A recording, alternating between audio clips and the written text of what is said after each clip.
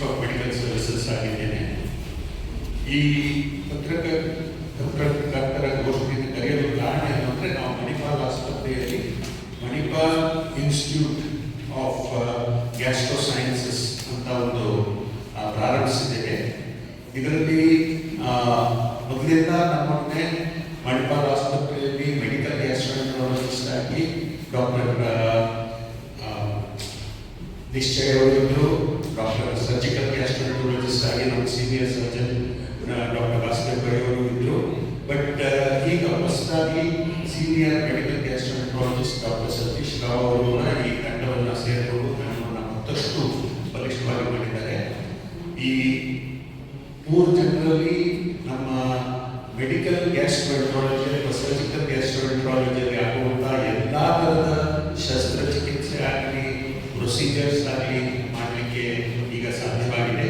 ಅದಲ್ಲದೆ ನಾವು ಸಾಕಷ್ಟು ಹೊಸ ಥರದ ಇಕ್ವಿಪ್ಮೆಂಟ್ಸ್ನ ತರಿಸ್ಬಿಟ್ಟು ಮೈಸೂರು ಮಣಿಪಾಲ್ ಆಸ್ಪತ್ರೆಯಲ್ಲಿರೋ ಮೆಡಿಕಲ್ ಗ್ಯಾಸ್ಟ್ರೋಎಂಟ್ರಾಲಜಿ ಡಿಪಾರ್ಟ್ಮೆಂಟನ್ನು ತುಂಬ ಬಲಿಷ್ಠವಾಗಿ ಮಾಡಿದ್ದೇವೆ. ಇದರ ಬಗ್ಗೆ ಮಾತಾಡಲಿಕ್ಕೆ ನಾನು ಡಾಕ್ಟರ್ ಸತೀಶ್ ರಾವ್ ಅವರಿಗೆ ಒಂದೆರಡು ಮಾತುಗಳನ್ನು ಹೇಳಬೇಕು ಅಂತ ಕೇಳ್ಕೊಳ್ತೀನಿ. ನಾನು ಡಾಕ್ಟರ್ ಸತೀಶ್ ರಾವ್.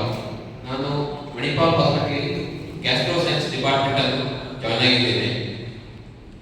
ಯಾಕೆ ಇದು ಗ್ಯಾಸ್ಟ್ರೋ ಸೈನ್ಸಸ್ ಇಂಪಾರ್ಟೆಂಟ್ ಅಂತ ಹೇಳೋದ್ರ ಬಗ್ಗೆ ಒಂದೆರಡು ಮೂರು ಮಾತುಗಳನ್ನು ಹೇಳ್ತೀನಿ. ಈಗ ಹೊಟ್ಟೆಗೆ ಸಂಬಂಧಪಟ್ಟ ಸಮಸ್ಯೆಗಳು ಬಹಳ ಜಾಸ್ತಿಯಾಗಿ ಕಾಣಿಸ್ಕೊಳ್ತಾ ಇದ್ದಾವೆ. ಇದಕ್ಕೆ ನಮ್ಮ ಲೈಫ್ ಸ್ಟೈಲ್ ಚೇಂಜಸ್ಸೇ ಕಾರಣ ಆಗಿರ್ಬೋದು, ಅಥವಾ ಆಹಾರದಲ್ಲಿ ವ್ಯತ್ಯಾಸ ಆಗಿರುವಂಥದ್ದು, ಅಥವಾ ಅಧಿಕ ಒತ್ತಡದ ಕೆಲಸಗಳನ್ನು, ವಿಶ್ರಾಮರಹಿತ ಕೆಲಸ ಮಾಡೋದು ಮುಖ್ಯವಾದ ಕಾರಣಗಳಾಗಿರ್ತದೆ. ಯಾವ್ಯಾವ ಕಾಯಿಲೆಗಳು ಜಾಸ್ತಿ ಕಾಣಿಸ್ಕೊಳ್ತದೆ ಈಗ ಅಂತ ಹೇಳಿದ್ರೆ, ಒಂದು ನಮ್ಮಲ್ಲಿ IBS ಅಂತ ಹೇಳ್ತೀವಿ, ಇರಿಟೇಬಲ್ ಬೌಲ್ ಸಿಂಡ್ರೋಮ್, ಮತ್ತು ಕರಗಿನ ಅಥವಾ ಅಲ್ಸರೇಟಿವ್ ಕೊಲೈಟಿಸ್ ಅಂತ ಹೇಳ್ತೀವಿ. ಅಥವಾ ಕೆಲವೊಮ್ಮೆ ನಮ್ಮ ಲಿವರ್ನಲ್ಲಿ ಎಕ್ಸೆಸಿವ್ ಫ್ಯಾಟ್ ಡೆಪಾಸಿಷನ್ ಆಗುವಂಥದ್ದು, ಫ್ಯಾಟಿ ಲಿವರ್ ಅಂತ ಇತ್ತೀಚೆಗೆ ತುಂಬಾ ಜಾಸ್ತಿ ಕಾಣಿಸ್ತಾ ಇದೆ. ಇದಲ್ಲದೆ ನಮ್ಮ ಈ ರೀತಿಯ ಒಂದು ವ್ಯತಿರಿಕ್ತ ಜೀವನ ಶೈಲಿಯಿಂದ ನಮ್ಮ ಕರುಳಿನಲ್ಲಿ ಕ್ಯಾನ್ಸರ್ಗಳು ಜಾಸ್ತಿ ಆಗುತ್ತವೆ. ಅಂದ್ರೆ ನಾವು ಕೋಲೋರೆಕ್ಟಲ್ ಕ್ಯಾನ್ಸರ್, ಜೀರ್ಣಾಂಗದ ಕ್ಯಾನ್ಸರ್ ಅಂತ ಹೇಳ್ತೀವಿ. ಮೊದಲು ನಮ್ಮ ಭಾರತದಲ್ಲಿ ಇದರ ಒಂದು ಇನ್ಸಿಡೆನ್ಸ್ ಸ್ವಲ್ಪ ಕಡಿಮೆ ಇತ್ತು. ಇತ್ತೀಚಿನ ಅಂಕಿಅಂಶದ ಪ್ರಕಾರ ಈ ರೀತಿಯ ಕೋಲೋರೆಕ್ಟಲ್ ಕ್ಯಾನ್ಸರ್ ಡಿಟೆಕ್ಟ್ ಆಗುವಂಥದ್ದು ಜಾಸ್ತಿ ಆಗಿದೆ. ಇದು ಯಾಕೆ ಇಂಪಾರ್ಟೆಂಟ್ ಅಂದರೆ, ನಮ್ಮ ಈ ಮಣಿಪಾಲ್ ಆಸ್ಪತ್ರೆಯಲ್ಲಿ ನಾವು ಇತ್ತೀಚೆಗೆ ಕೆಲವು ಕಾರ್ಯಕ್ರಮಗಳನ್ನು ಮಾಡಿದ್ದೀವಿ. ಅದರಲ್ಲಿ ನಾವು ಅರ್ಲಿ ಡಿಟೆಕ್ಷನ್ ಆಫ್ ಈ ಕ್ಯಾನ್ಸರ್ಗಳನ್ನು ಮಾಡೋದ್ರ ಬಗ್ಗೆ ಹೆಚ್ಚಿನ ಗಮನ ವಹಿಸಬೇಕು ಅಂತ ಮಾಡಿದ್ದೀವಿ ನಾವು. ಯಾಕಂದ್ರೆ ಒಬ್ಬ ವ್ಯಕ್ತಿಗೆ ಕ್ಯಾನ್ಸರ್ ಗೊತ್ತಾದಾಗ ಪ್ರಾರಂಭಿಕ ಹಂತದಲ್ಲಿ ಚಿಕಿತ್ಸೆ ಕೊಡೋದಕ್ಕೂ ಲೇಟ್ ಹಂತ, ಕೊನೆಯ ಹಂತದಲ್ಲಿ ಚಿಕಿತ್ಸೆ ಕೊಡೋದಕ್ಕೂ ಬಹಳ ವ್ಯತ್ಯಾಸ ಇರ್ತದೆ. ಈ ಪ್ರಾರಂಭಿಕ ಹಂತದಲ್ಲಿ ನಾವು ಕಾಯಿಲೆಯನ್ನು ಪತ್ತೆ ಹಚ್ಚಿದ್ರೆ ರೋಗಿಗೆ ಬಹಳ ಇದರ ಫಲಿತಾಂಶದಲ್ಲಿ ಬದಲಾವಣೆ ಆಗ್ತದೆ. ಸೊ ಇದನ್ನು ಹೇಗೆ ಪತ್ತೆ ಹಚ್ಚಬಹುದು ಅಂತ ಹೇಳಿದ್ರೆ, ನಲ್ಲಿ ನ್ಯಾರೋ ಬ್ಯಾಂಡ್ ಇಮೇಜಿಂಗ್ ಅಂತ ಹೇಳಿ ಒಂದು ಸ್ಪೆಷಲ್ ಒಂದು ಟೆಕ್ನಿಕ್ ಅನ್ನು ನಾವು ಯೂಸ್ ಮಾಡ್ಕೊಳ್ತೀವಿ. ಈ ಕ್ಯಾಮೆರಾ ಟೆಸ್ಟ್ ಅಥವಾ ಎಂಡೋಸ್ಕೋಪಿ ಟೆಸ್ಟ್ ಅಂತ ಮಾಡ್ತೀವಲ್ಲ, ಅವಾಗ ಈ ನ್ಯಾರೋ ಬ್ಯಾಂಡ್ ಇಮೇಜಿಂಗ್ ಅಂತ ಹೇಳಿ ಒಂದು ಅಳವಡಿಸಿಕೊಂಡು ಕೆಲವೊಮ್ಮೆ ಪ್ರಾರಂಭಿಕ ಹಂತದಲ್ಲಿರುವ ಕ್ಯಾನ್ಸರ್ಗಳನ್ನು ಪತ್ತೆ ಹಚ್ತೀವಿ. ಪ್ರಾರಂಭಿಕ ಹಂತದಲ್ಲಿರುವ ಕ್ಯಾನ್ಸರ್ಗಳು ಕಂಡು ಬಂದರೆ ಇದನ್ನ ESD, ಎಂಡೋಸ್ಕೋಪಿಕ್ ಸಬ್ಮಿಕೋಸಲ್ ಡಿಟೆಕ್ಷನ್, ಅಂದ್ರೆ ಎಂಡೋಸ್ಕೋಪಿಯ ಮುಖಾಂತರವೇ ತೆಗೆಯುವ ಹಾಗೆ ಮಾಡ್ತೀವಿ. ಅಂತ ಒಂದು ಸೌಲಭ್ಯಗಳೀಗ ಮಣಿಪಾಲ್ ಆಸ್ಪತ್ರೆಯಲ್ಲಿ ಲಭ್ಯವಿದೆ. ಅದನ್ನು ನಾವು ಮಾಡ್ತಾ ಇದ್ದೇವೆ. ಇದಲ್ಲದೆ ಎರಡನೇದಾಗಿ ನಾನು ಹೇಳಿದಾಗೆ ಫ್ಯಾಟಿ ಲಿವರ್ಗಳು ಬಹಳ ಜಾಸ್ತಿ ಆಗಿದೆ. ಈ ಫ್ಯಾಟಿ ಲಿವರ್ ಆದ್ರೆ ಏನಾಗುತ್ತೆ, ಲಿವರ್ ಫ್ಯಾಟ್ ಡೆಪಾಸಿಷನ್ ಆದಾಗ ಲಿವರ್ ಶ್ರಿಂಕ್ ಆಗುವಂಥದ್ದು, ಸ್ಕಾರಿಂಗ್ ಆಗಿ ಲಿವರ್ ಕಾಯಿಲೆಗಳು ಬರ್ತವೆ. ಇದ್ರ ಬಗ್ಗೆ ಸಹ ನಾವು ಒಂದು ಮಾಹಿತಿ ಶಿಬಿರಗಳನ್ನು ಮಾಡ್ತಾ ಇದ್ದೀವಿ. ಅಲ್ಲದೆ ಲಿವರ್ ತುಂಬಾ ಡ್ಯಾಮೇಜ್ ಆದರೆ ಇತ್ತೀಚೆಗೆ ಈ ಮಣಿಪಾಲ್ ಆಸ್ಪತ್ರೆ ಅಂತ ಲಿವರ್ ಟ್ರಾನ್ಸ್ಪ್ಲಾಂಟೇಷನ್ ಒಂದು ಲೈಸೆನ್ಸ್ ಅನ್ನು ಪಡ್ಕೊಂಡಿದೆ. ಸೊ ಲಿವರ್ ಟ್ರಾನ್ಸ್ಪ್ಲಾಂಟೇಷನ್ ಸಹ ಇದನ್ನು ಪ್ರಾರಂಭಿಸುತ್ತಿದ್ದೇವೆ ನಾವು. ಸೊ ಇದು ಮುಖ್ಯವಾದ ಕೆಲವು ಮಾಹಿತಿಗಳು ಮಣಿಪಾಲ್ ಆಸ್ಪತ್ರೆ ಹಾಗೂ ಗ್ಯಾಸ್ಟ್ರೋ ಸೈನ್ಸಸ್ ಬಗ್ಗೆ. ಕೊನೆಯದಾಗಿ ಹೇಳೋದಾದ್ರೆ, ಯಾವುದೇ ರೀತಿಯ ನಮ್ಮ ಜೀರ್ಣಾಂಗದ ಸಮಸ್ಯೆಗಳನ್ನು ನೆಗ್ಲೆಕ್ಟ್ ಮಾಡಬಾರ್ದು. ಸಿಂಪಲ್ ಆಗಿ ಹೊಟ್ಟೆ ನೋವು ಇರ್ಬೋದು, ಬರೀ ಗ್ಯಾಸ್ಟ್ರಿಕ್ ಅಂತ ಹೇಳಿ ನೆಗ್ಲೆಕ್ಟ್ ಮಾಡಬಾರ್ದು. ಇದು ನಮ್ಮ ಕ್ಯಾನ್ಸರಿನ ಸಮಸ್ಯೆಗಳಿರ್ಬೋದು, ಪ್ಯಾಂಕ್ರಿಯಾಸ್ ಸಮಸ್ಯೆ ಇರ್ಬೋದು, ಪಿತ್ತಕೋಶದ ಕಲ್ಲಿನ ಸಮಸ್ಯೆಗಳಿರ್ಬೋದು. ಸೊ ಯಾವುದೇ ರೀತಿಯ ಹೊಟ್ಟೆ ನೋವು ಇರ್ಬೋದು, ವೆಯ್ಟ್ ಲಾಸ್ ಆಗಿರುವಂಥದ್ದು, ಅಥವಾ ಮೋಷನ್ನಲ್ಲಿ ರಕ್ತ ಹೋಗುವಂಥದ್ದು, ರಕ್ತ ವಾಂತಿ ಆಗುವಂಥದ್ದು ಸಹ ನೆಗ್ಲೆಕ್ಟ್ ಮಾಡಬಾರ್ದು. ಇದನ್ನು ಈ ಗ್ಯಾಸ್ಟ್ರೋಎಂಟ್ರಾಲಜಿಸ್ಟ್ ಅಥವಾ ಈ ಜೀರ್ಣಾಂಗ ರೋಗ ತಜ್ಞರಲ್ಲಿ ತೋರಿಸ್ಕೊಳ್ಬೇಕಂತ ನಾನು ಹೇಳ್ತೇನೆ. ನಮಸ್ಕಾರ. ನಾನು senior surgical gastroenterologist Manipal hospital. ಅಂದರೆ ಹೊಟ್ಟೆ ಸಂಬಂಧಪಟ್ಟ ಕಾಯಿಲೆಗಳಲ್ಲಿ ಆಪರೇಷನ್ ಮಾಡುವ. ಈಗ ನಮ್ಮ ಡಿಪಾರ್ಟ್ಮೆಂಟು ಬೇರೆ ಕಡೆಯಿಂದ ಹಿಂಗೆ ವ್ಯತ್ಯಾಸ ಅಂತ ಹೇಳ್ತೀವಿ. ಈಗ ನಮ್ಮ ಹತ್ರ ಬರೋದು ಸ್ಟ್ರೇಟ್ ಫಾರ್ವರ್ಡ್ ಕೇಸ್ಗಳು ಯಾವುದು ಸರ್ಜಿಕಲ್ಗೆ ಮಣಿಪಾಲ್ ಹಾಸ್ಪಿಟಲ್ ಬರೋದಿಲ್ಲ. ಕಾಂಪ್ಲಿಕೇಟೆಡ್ ಕೇಸಸ್, ಎಸ್ಪೆಷಲಿ ಈಗ ಗಾಲ್ ಸ್ಟೋನಲ್ಲಿ ಅತ್ಯಂತ ಕಾಂಪ್ಲಿಕೇಟೆಡ್ ಆಗಿರುವಂಥ ಗಾಲ್ ಸ್ಟೋನ್ ಡಿಸೀಸ್ ಬರುತ್ತೆ. ಕೊಳ್ತೋಗಿರೋದು ಪಿತ್ತಜೀಲಗಳು ನಮ್ಮ ಹತ್ರ ಬರ್ತಾರೆ. ಬಹಳ ಲೇಟ್ ಸ್ಟೇಜಲ್ಲಿ ಇನ್ಫೆಕ್ಷನ್ ಮೂರ್ಛಿಸಿದ ಮೇಲೆ ಸೆಪ್ಸಿಸ್ ಆಗಿ ಆರ್ಗನ್ ಫೇಲ್ಯೂರ್ಗಳಾಗಿ ಡಯಾಲಿಸಿಸ್ ಮಾಡುವಂಥ ಸಿಚುವೇಶನ್ ಬರ್ತಾರೆ. ಇಂಥ ಪೇಷಂಟ್ಗಳಿಗೂ ನಾವು ಮಿನಿಮಲಿ ಇನ್ವೆಸಿವ್ ಅಂತ ಹೇಳಿದ್ರೆ ದೊಡ್ಡ ಗಾಯ ಮಾಡಿ ಆಪರೇಷನ್ ಮಾಡೋ ಬದಲಾಗಿ ಚಿಕ್ಕ ಚಿಕ್ಕ ಕೀ ಹೋಲ್ ಸರ್ಜರಿ ಮುಖಾಂತರ ನಾವು ಅದೇ ಕಾಯಿಲೆ ಕ್ಲಿಯರ್ ಮಾಡಿ ಅವರನ್ನು ಸೇಫ್ ಆಗಿ ಮನೆಗೆ ಕಳಿಸಿಕೊಡ್ತೀವಿ. ಅವ್ರದ್ದು ಬೇರೆ ಆರ್ಗನ್ ಫೇಲ್ಯೂರ್ ಎಲ್ಲ ಟ್ರೀಟ್ಮೆಂಟ್ ಮಾಡೋದು ಇಂಟೆನ್ಸಿವ್ ಕೇರ್ ಡಾಕ್ಟರ್ಗಳು, ನಾವೆಲ್ಲ ಒಂದು ಟೀಮ್ ತರ ಕೆಲಸ ಮಾಡಿ ಪೇಷಂಟ್ಗೆ ಒಳ್ಳೆ ರಿಸಲ್ಟ್ ಕೊಡ್ತಿದ್ದೀವಿ ಈ ತರ ಕಾಂಪ್ಲೆಕ್ಸ್ ಸಿಚುವೇಶನ್. ಈಗ ರೀಸೆಂಟ್ಲಿ ನಮ್ಮಲ್ಲಿ ಒಂದು ಪೇಷಂಟು ಪಿತ್ತಜೀಲದಲ್ಲಿ ದೊಡ್ಡ ಕಲ್ಲುಗಳು, ಅಲ್ಲಿಂದ ಕೆಲವು ಕಲ್ಲುಗಳು ಪಿತ್ತದ ನಾಳಕ್ಕೆ ಜಾರೋಗಿ ಪಿತ್ತದ ನಾಳ ಬ್ಲಾಕ್ ಆಗಿ ಕಂಪ್ಲೀಟ್ ಪಸ್ ಫಾರ್ಮೇಷನ್ ಆಗಿ ಪೇಷಂಟ್ ಸೆಪ್ಟಿಕ್ ಆಗಿ ಆರ್ಗನ್ ಫೇಲ್ಯೂರ್ ಆಗಿ ಬಂದಿದೆ. ಸಾಮಾನ್ಯವಾಗಿ ಈ ರೀತಿಯಲ್ಲಿ ಬಂದಾಗ ಮೆಡಿಕಲ್ ಗ್ಯಾಸ್ಟ್ರೆಂಟ್ರಾಲಜಿ ಅಂತ ಅಡ್ಮಿಷನ್ ಆಗ್ತಾರೆ. ಅವರು ERCP ಅಂತ ಒಂದು ಎಂಡೋಸ್ಕೋಪಿಕ್ ಪ್ರೊಸೀಜರ್ ಮಾಡಿ ಬೈಲೆಟ್ ಕ್ಲಿಯರ್ ಮಾಡ್ತಾರೆ. ಆದರೆ ಈ ಪೇಷಂಟಿಗೆ ಮುಂಚೆ ಒಂದು 15 ವರ್ಷ ಹಿಂದೆ ವೆಯ್ಟ್ ರಿಡಕ್ಷನ್ ಸರ್ಜರಿ ಆಗಿತ್ತು. ಆವಾಗ ಅವರ ಸ್ಟ್ರಕ್ಚರ್ಸ್ ಎಲ್ಲ ಚೇಂಜ್ ಆಗಿದೆ. ದಾರಿಗಳು ಜಠರ ಅನ್ನನಾಳದಿಂದ ಹೋಗಿ ಜಠರದಿಂದ ಈ ERCP ಮಾಡಲಿಕ್ಕೆ ನಾವು ಗೋಡ್ನಮ್ ಅಂತ ಜಾಗಕ್ಕೆ ಹೋಗಬೇಕು. ಆ ದಾರಿಗಳೆಲ್ಲ ವ್ಯತ್ಯಸ್ತವಾಗಿದೆ. ಸೊ ಎಂಡೋಸ್ಕೋಪಿಕ್ ಪ್ರೊಸೀಜರ್ ಈ ಸಿಚುವೇಶನ್ ಅಲ್ಲಿ ಮಾಡಲಿಕ್ಕೆ ಸಾಧ್ಯ ಇಲ್ಲ.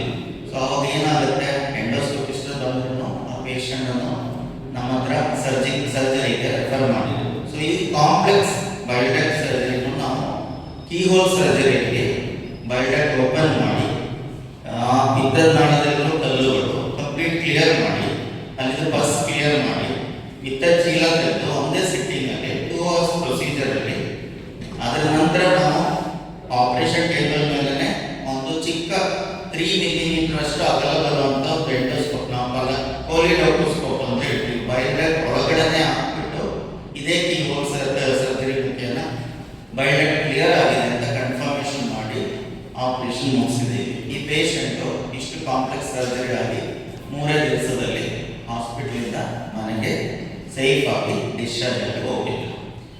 ಇನ್ನು ಈಗ ಗಾಲ್ಬ್ಲಾಡರ್ ಸ್ಟೋನ್ ಬಗ್ಗೆ ಮಾತಾಡ್ತಾರೆ. ನೆಕ್ಸ್ಟ್ ನಾವು ಕಾಂಪ್ಲೆಕ್ಸ್ ಕ್ಯಾನ್ಸರ್ ಸರ್ಜರೀಸ್ ಮಾಡ್ತೀವಿ. ಈಗ ಒಂದು ಉದಾಹರಣೆಗೆ ಒಂದು 70, 69, 70 ವಯಸ್ಸಿನ ಒಬ್ಬರು ವ್ಯಕ್ತಿ ಇನ್ನೊಂದು ಹಾಸ್ಪಿಟಲಲ್ಲಿ ಜಠರದ ಕ್ಯಾನ್ಸರ್ ಸರ್ಜರಿ ಅಂತ ಓಪನ್ ಮಾಡಿದರು. ಬಟ್ ಅವರಿಗೆ ಅದು ತೆಗಿಲಿಕ್ಕೆ ಆಗಲಿಲ್ಲ. ಅವರು ಬ್ಲಾಕ್ ರಿಲೀಸ್ ಮಾಡಲಿಕ್ಕೆ ಜಸ್ಟ್ ಬೈಪಾಸ್ ಸರ್ಜರಿ ಮಾಡಿಕೊಂಡು ಮುಗಿಸಿದ್ರು ಸರ್ಜರಿ.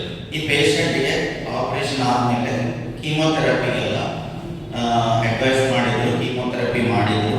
ಬಟ್ ಅನ್ಫಾರ್ಚುನೇಟ್ಲಿ ಪೇಷಂಟ್ ಸ್ವಲ್ಪ ದಿವಸದ ನಂತರ ಈ ಕ್ಯಾನ್ಸರ್ ಟ್ಯೂಮರ್ ಇಂದ ಬ್ಲೀಡಿಂಗ್ ಶುರುವಾಯಿತು. ರಕ್ತದ ಲೆವೆಲ್ ಡೇಂಜರಸ್ಲಿ ಲೋ ಲೆವೆಲ್ಗೆ ಹೋಯಿತು. 5 mg ಎಲ್ಲ ಹೋಗಿತ್ತು ಈ ಪೇಷಂಟ್. ಅಲ್ಲಿ ರೇಡಿಯೇಷನ್ ಕೊಟ್ಟು ನೋಡಿದ್ರು, ಏನೂ ವರ್ಕ್ ಆಗಿಲ್ಲ. ಪೇಷಂಟ್ ಕಡೆಯವರು ಫುಲ್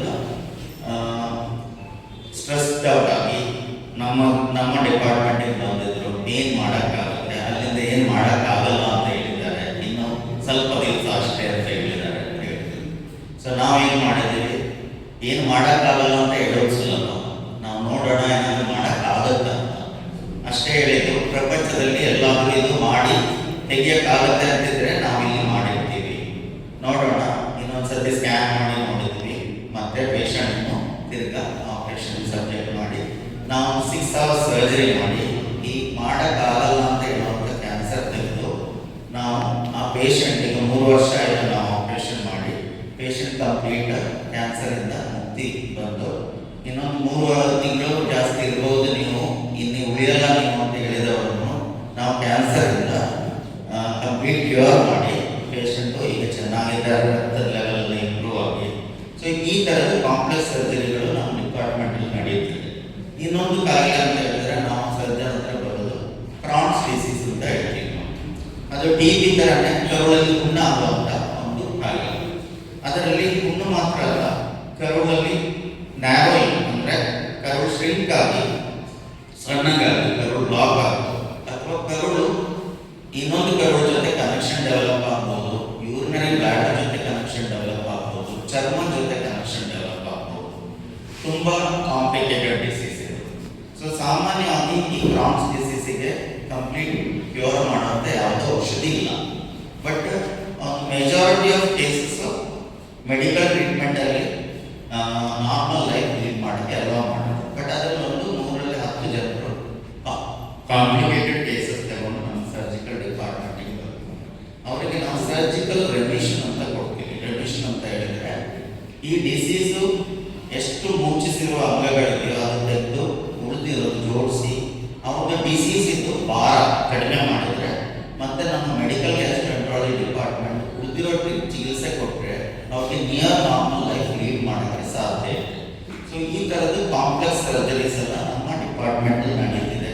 ಇನ್ನೊಂದು ಪೇಷಂಟ್ ತುಂಬ ಕನ್ಫ್ಯೂಸ್ಡ್ ಆಗಿ ಕೆಲವೊಮ್ಮೆ ಮಲ್ಟಿಪಲ್ ಹಾಸ್ಪಿಟಲ್ಸ್ ಹೋಗಿರ್ತಾರೆ. ಒಂದೊಂದು ಕಡೆ ಒಂದೊಂದು ಒಪಿನಿಯನ್ ಕೊಟ್ಟಿರ್ತಾರೆ. ಒಂದು ಕಡೆ ಆಪರೇಷನ್ ಮಾಡಿ ಅಂತ ಹೇಳಿರ್ತಾರೆ, ಇನ್ನೊಂದು ಕಡೆ ಬೇಡ ಅಂತ ಹೇಳಿರ್ತಾರೆ. ಪೇಷಂಟ್ಸ್ ಕನ್ಫ್ಯೂಸ್ಡ್ ಆಗಿ ಒಪಿನಿಯನ್ಗೂ ಬರ್ತಾರೆ. ಒಂದು ಎರಡನೇ ಒಂದು ಒಪಿನಿಯನ್ ಏನು ಮಾಡ್ಬೋದು, ನಮಗೆ ಒಂದು ದಿಕ್ಕು ತೋರಿಸ್ತಾ ಇಲ್ಲ ಅಂಥವ್ರಿಗೆ ನಾವು ಎಕ್ಸ್ಪರ್ಟ್ ಒಪಿನಿಯನ್ ಕೊಡ್ತೀವಿ ಮತ್ತು ಅವ್ರಿಗೆ ಎಕ್ಸ್ಪರ್ಟ್ ಕೇರ್ ಕೊಟ್ಟು ಅವರ ಪ್ರಾಬ್ಲಮ್ ಸಾಲ್ವ್ ಮಾಡೋದು ಟ್ರೈ ಮಾಡ್ತೀವಿ. ಇಷ್ಟೆಲ್ಲ ನಮ್ಮ ಹಾಸ್ಪಿಟ್ಲಲ್ಲಿ ನಮ್ಮ ಸರ್ಜಿಕಲ್ ಗ್ಯಾಸ್ಟ್ರೋ ಡಿಪಾರ್ಟ್ಮೆಂಟ್ ನಡೆಯುತ್ತೆ. ಅದರ ಜೊತೆಗೆ ಈಗ ಹೇಳಿದ ಪ್ರಕಾರ ನಮಗೆ ಲಿವರ್ ಟ್ರಾನ್ಸ್ಪ್ಲಾಂಟ್ ಲೈಸೆನ್ಸ್ ಸಿಕ್ಕಿದೆ. ಸೊ ಈಗ liver end stage liver disease ಅಂತ ಸಫರ್ ಮಾಡೋರಿಗೆ ನಾವು ಲಿವರ್ ಟ್ರಾನ್ಸ್ಪ್ಲಾಂಟ್ ಮಾಡಿ ಅವ್ರಿಗೆ ನಾರ್ಮಲ್ ಲೈಫ್ ಲೀಡ್ ಮಾಡೋಕ್ಕೆ ಹೆಲ್ಪ್ ಮಾಡಬಹುದು. ಸೊ ಯಾವುದೇ ಸರ್ಜರಿ ಮಾಡೋಕ್ಕಾಗಲ್ಲ ಅನ್ನೋ ಸಿಚುವೇಶನ್ ನಮ್ಮ ಮಣಿಪಾಲ್ ಹಾಸ್ಪಿಟಲಲ್ಲಿ ಮೈಸೂರಲ್ಲಿ ಇಲ್ಲ. ಹೊಟ್ಟೆ ಸಂಬಂಧಪಟ್ಟ ಯಾವುದೇ ಸರ್ಜರಿ ಬೇಕಾದರೂ ಇನ್ನು ಇಲ್ಲಿ ಮಾಡಬಹುದು. ಸೊ ಎಲ್ಲ ಫೆಸಿಲಿಟೀಸ್ ಇದೆ. ಮತ್ತು ಎಕ್ವಿಪ್ಮೆಂಟ್ ಬಗ್ಗೆ ಹೇಳಿದರೆ ಈಗ ನಾವು ಕಾಂಪ್ಲೆಕ್ಸ್ ಗಾಲ್ ಬ್ಲಾಡರ್ ಸರ್ಜರಿ ಬಗ್ಗೆ ಹೇಳಿದೆ. ಅದರಲ್ಲಿ ಈಗ ನಾವು ಹೊಸತಾಗಿ ಇನ್ಫ್ರಾರೆಡ್ ಕ್ಯಾಮರಾ ಅಂತ ಹೇಳ್ತೀವಿ. ಈಗ ಇಂಥ ಕೇಸಸಲ್ಲಿ ಪಕ್ಕದಲ್ಲಿರೋ ಮುಖ್ಯವಾಗಿರೋ ಅಂಗ ಪಿತ್ತದ ನಾಳ ಅದಕ್ಕೆ ಏಟ್ ಆಗಿಬಿಟ್ರೆ ತುಂಬ ಪ್ರಾಬ್ಲಮ್ ಆಗುತ್ತೆ ಪೇಷಂಟ್ಗೆ. ಅಂಥವ್ರಿಗೆ ಈ ಪಿತ್ತದ ನಾಳ ಐಡೆಂಟಿಫೈ ಮಾಡಲಿಕ್ಕೆ ನಮ್ಮದು ICG ಇನ್ಫ್ರಾರೆಡ್ ಕ್ಯಾಮರಾ ಅಂತ ನಾವು ರೀಸೆಂಟ್ಲಿ ನಮ್ಮ ಎಕ್ವಿಪ್ಮೆಂಟ್ ಲಿಸ್ಟಿಗೆ ಆ್ಯಡ್ ಮಾಡಿದ್ದೀವಿ. ಈಗ ಲಾಸ್ಟ್ 2 ಇಯರ್ಸಿಂದ ನಾವು ರೆಗ್ಯುಲರ್ ಆಗಿ ಅದು ಯೂಸ್ ಮಾಡ್ತಾ ಇದ್ದೀವಿ. ಅದರಿಂದ ನಮ್ಗೆ ಈ ಥರ ಕಾಂಪ್ಲೆಕ್ಸ್ ಸರ್ಜರೀಸ್ ಹ್ಯಾಂಡಲ್ ಮಾಡೋದು ತುಂಬ ಸುಲಭವಾಗುತ್ತೆ. ಸೊ ಇನ್ನು ನಾನು ಕಳೆದ 3-4 ವರ್ಷಗಳಿಂದ ಮಣಿಪಾಲ್ ಹಾಸ್ಪಿಟಲಲ್ಲಿ ಮೆಡಿಕಲ್ ಗ್ಯಾಸ್ಟ್ರಾಂಟ್ರಾಲಜಿಸ್ಟ್ ಆಗಿ ಪ್ರಾಕ್ಟೀಸ್ ಮಾಡ್ತಾ ಇದ್ದೀನಿ. ಸೊ ಮೇನ್ಲಿ ಈ ಪತ್ರಿಕಾಗೋಷ್ಠಿಯ ಉದ್ದೇಶ ಏನಂದರೆ ನಾವು ಆ್ಯಸ್ ಎ ಗ್ಯಾಸ್ಟ್ರಾಂಟ್ರಾಲಜಿ ಈಗ ಸಕ್ಷಮವಾಗಿದ್ದೀವಿ, ಇನ್ನೂ ಸದೃಢವಾಗಿದ್ದೀವಿ. ಯಾವುದೇ ರೀತಿ ಕೇಸ್ ಬಂದರೂ ಮೈಸೂರಲ್ಲೇ ನಾವು ಅದನ್ನು ಹ್ಯಾಂಡಲ್ ಮುಂಚೆ ಯಾವ ಕೇಸ್ಗಳು ಇಲ್ಲಿ ಆಗಲಿಕ್ಕಿಲ್ಲ, ಮೇ ಬಿ ಮಣಿಪಾಲ್ ಬ್ಯಾಂಗ್ಳೂರ್ ಹೋಗ್ಬೇಕಾಗ್ಬೋದು ಅಥವಾ ನೀವು ಬೇರೆ ಕಡೆ ಹೋಗಿ ಮಾಡಿಸ್ಕೊಡ್ಬೇಕಾಗ್ಬೋದು ಅಂತ ಹೇಳ್ತಿದ್ವಿ. ಅದನ್ನು ನಾವು ಇಲ್ಲೇ ನಮ್ಮ ಮೈಸೂರಿನ ಲೆವೆಲಲ್ಲೇ ನಾವು ಅದನ್ನು ಸದೃಢವಾಗಿ ಹ್ಯಾಂಡಲ್ ಮಾಡೋ ಕ್ಷಮತೆ ಹೊಂದಿದ್ದೀವಿ ಅನ್ನೋದನ್ನು ಹೇಳಕ್ಕೆ ಇಷ್ಟಪಡ್ತೀನಿ. ಎರಡನೇದು ಗ್ಯಾಸ್ಟ್ರೋಇಂಟೆಸ್ಟೈನಲ್ ಡಿಸೀಸಸ್ ಇತ್ತೀಚಿನ ದಿನಗಳಲ್ಲಿ ತುಂಬಾನೇ ಹೆಚ್ಚುತ್ತಾ ಇದೆ. ಯಾಕಂದರೆ ನಮ್ಮ ಜೀವನ ಶೈಲಿಯ ಬದಲಾವಣೆಗಳು, ಒತ್ತಡ, ಆಹಾರ ಸೇವನೆ ಇದೆಲ್ಲ ಕೂಡ ಒಂದಲ್ಲ ಒಂದು ರೀತಿಯಲ್ಲಿ ನಮ್ಮ ಜೀರ್ಣಾಂಗದ ಮೇಲೆ ತುಂಬ ಹೆಚ್ಚಿನ ಪರಿಣಾಮ ಬೀರ್ತಿದೆ. ಕ್ಯಾನ್ಸರ್ ರೇಟ್ಸ್ ಅಥವಾ IBD ಇನ್ಫ್ಲಮೇಟರಿ ಬೌಲ್ ಡಿಸೀಸಸ್ ಹೆಚ್ಚಾಗ್ತಾ ಇರುವಂಥದ್ದು, ಅತಿ ಹೆಚ್ಚು ಬೇಗ ಆ್ಯಂಟಿಬಯೋಟಿಕ್ಸ್ ಯೂಸ್ ಮಾಡುವಂಥದ್ದು. ಯಾವುದಕ್ಕೆ ಆ್ಯಂಟಿಬಯೋಟಿಕ್ಸ್ ಬೇಕು ಅದನ್ನು ನಾವು ಡಿಸ್ಕ್ರಿಷನ್ ಇಲ್ಲದೆ ಸುಮ್ಮನೆ ಬೇಕಾಬಿಟ್ಟು ಯೂಸ್ ಮಾಡೋದ್ರಿಂದ ಕೂಡ ಕೆಲವು IBD ಕಾಯಿಲೆಗಳು ಹೆಚ್ಚಾಗುತ್ತೆ ಅಂತ ತುಂಬ ಸ್ಟಡೀಸ್ ಹೇಳ್ತಿದೆ. ಅಂಥದ್ದು ನಾವು ಈ ಇನ್ಸಿಡೆನ್ಸಸ್ ಕೂಡ ಹೆಚ್ಚಾಗ್ತಾ ಇರೋದನ್ನ ನಾವು ಗಮನಿಸ್ತಾ ಇದ್ದೀವಿ. ಸೊ ಇದೆಲ್ಲ ನಾವು ಮೈಸೂರಿನಲ್ಲೇ ನಮ್ಮ gastroenterology Manipal institute of gastro sciences ಅಂತ ಇದೆ, ಇದು ನಾವು ಹ್ಯಾಂಡಲ್ ಮಾಡ್ಬೋದು. ಎಂಡೋಸ್ಕೋಪಿಕ್ ಕೇಸಸಲ್ಲಿ endoscopic advanced procedures like endoscopic submucosal dissection ಆಗ್ಬೋದು, endoscopic mucosal dissection, even coil procedures ಕೂಡ ನಮ್ಮಲ್ಲಿ ಮಾಡಲಿಕ್ಕೆ ನಾವು ಕೇಪಬಲ್ ಇದ್ದೀವಿ. ಆ್ಯಂಡ್ ಇದನ್ನು ಎಲ್ಲೂ ಬೇರೆ ಕಡೆ ಕಳಿಸೋ ಅವಶ್ಯಕತೆ ಇಲ್ಲ. ಅಂಥ ಕೇಸಸ್ ಹೋದರೆ ನಮ್ಮಲ್ಲೇ ಮ್ಯಾನೇಜ್ ಮಾಡ್ಬೋದು. ಜೊತೆಗೆ ತುಂಬ ಬಡ ಪೇಷಂಟ್ಸ್ ಇದ್ದರೆ ನಮ್ಮ ಮಣಿಪಾಲ್ ಫೌಂಡೇಶನ್ ಮುಖಾಂತರ ಅವರಿಗೆ ಫೈನಾನ್ಷಿಯಲ್ ಹೆಲ್ಪ್ ಕೂಡ ನಾವು ನೆರವು ನೀಡ್ಬೋದು. ಅದು ಆ ಪ್ರಕಾರ ಕೂಡ ನಾವು ಅವ್ರಿಗೆ ಸಹಾಯ ಮಾಡ್ಬೋದು. That's it. Thank you.